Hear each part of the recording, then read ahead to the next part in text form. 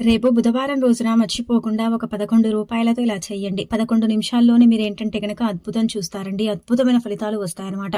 ఎటువంటి కోరికైనా సరే తీరిపోవటానికి అవకాశం ఉంటుంది. కాబట్టి రేపేంటంటే గనక ఒక 11 రూపాయలతో ఇలా చేయండి. చాలా మంది కూడా ఏంటంటే గనక బుధవారం కావచ్చు, అంటే సంకష్టహర చతుర్థి రోజు కావచ్చు, గణపతికి ముడుపు కడుతూ ఉంటారు కదండీ. కానీ చాలా మంది కూడా ఏంటంటే గనక ముడుపు కట్టే అంత సమయం ఉండదు కదా. అలాంటి వాళ్ళు బుధవారం రోజున 11 రూపాయలతో ఇలా చేసుకుంటే ఖచ్చితంగా అండి మీ కోరిక ఎటువంటిదైనా సరే తీరిపోతుందనమాట. ఏమీ లేదు, ఉదయాన్నే లేచి స్నాన కార్యక్రమాలు చేసుకొని ఇంకా గణపతి పటాన్నంతా కూడా క్లీన్ చేసుకొని మీ దగ్గర ఉండే ఎర్రటి పుష్పాలతో అలానే కాకుండా గరికతో గణపతిని అంటే అలంకరించండి.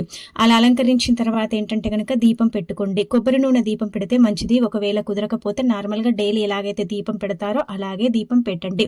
అలా దీపం పెట్టిన తర్వాత ఏంటంటే గనకనండి మీరు కొబ్బరికాయ కొట్టొచ్చు, బెల్లం ముక్కను నైవేద్యంగా పెట్టుకోవచ్చు. ఇలా దీప ధూప నైవేద్యాలతో పూజించి ఆ తర్వాత ఒక 11 రూపాయలు తీసుకోండి.